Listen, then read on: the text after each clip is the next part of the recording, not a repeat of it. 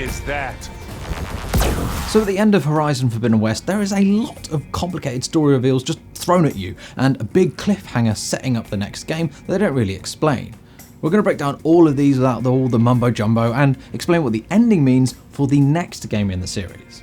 Now, obviously I'm going to be dropping huge spoilers all over the place, so unless you want to know exactly how the game ends and see some of the final cinematic, go away now. I mean, you really shouldn't be here unless you've finished the game already and just want some clarification. Okay, so now I'm assuming the only ones watching this are either suckers for spoilers or you've finished the game. Everybody ready? Let's do this. So, with that shot in the back, all the Zeniths are gone, bar double-crossing Tilda herself, that is. It's always felt like she's hiding some of her real objectives, and it all comes out here. I see you've been busy. And you've been lying. Turns out Tilda wasn't just friends with Elisabet Sobeck, Aloy's genetic source material, but instead the pair were lovers. I loved Elisabet. More than you could ever know.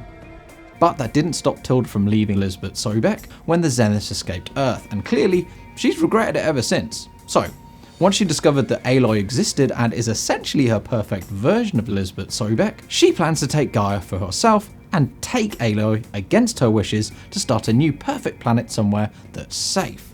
Which is why we must flee to a random planet circling a random star somewhere it can never find us.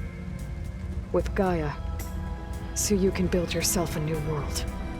Aloy politely refuses by killing Tilda. See, instead of running away, Aloy wants to stay and protect her friends, the planet, and all life on Earth from what the Zeniths were running away from. The big bad Nemesis. This pulsing red foe is a database come to life, a failed experiment left abandoned by the Zeniths as they tried to find a way to upload their minds into any form, to achieve more than just physical immortality, because that wasn't enough. So Nemesis is made up of failed copies of the Zeniths' consciousness filled with hopes, dreams, fears, and knowledge, which it then used against them. It had everything it needed from our memories. Security protocols, system specs, override codes. It wasn't a natural disaster that destroyed the Zeniths colony on Sirius, but instead it was Nemesis, who became sentient and looked to seek revenge for being locked away in its own prison. Imagine being trapped alone for decades with only the twisted echoes of megalomaniacs for company. It hates us for abandoning it to that prison. Nothing like a crazy digital version of your society chasing you across the universe. Talk about abandonment issues. Anyway, the Zeniths never planned to stay on Earth. It was a pit stop onto another world where they could properly hide from Nemesis. Basically like a gas station. But anyway, Nemesis was one step ahead of them, attempting to destroy Earth before they even got there. It was even Nemesis that sent the extinction signal from the first game that woke Hades. Unfortunately, despite the fact that you've taken out all of the Zeniths, Nemesis is still on its way, and according to Tilda, it cannot be stopped. Earth is finished, Aloy. Nemesis will scour it of life to deny its creators a viable home.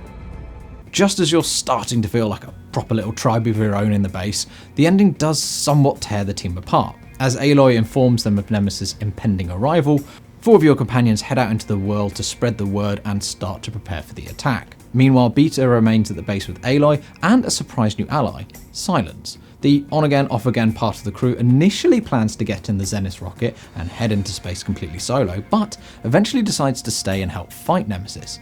Thus, he's now a fixture in the base with Beta and Aloy. So those are the major beats of Horizon Forbidden West's ending, and with Nemesis literally hurtling towards Earth, we know exactly what the next game will be focused on. I'm assuming it's Aloy learning how to code and debug an insane sentient society. Or just another great open world monster game. Either's good for me.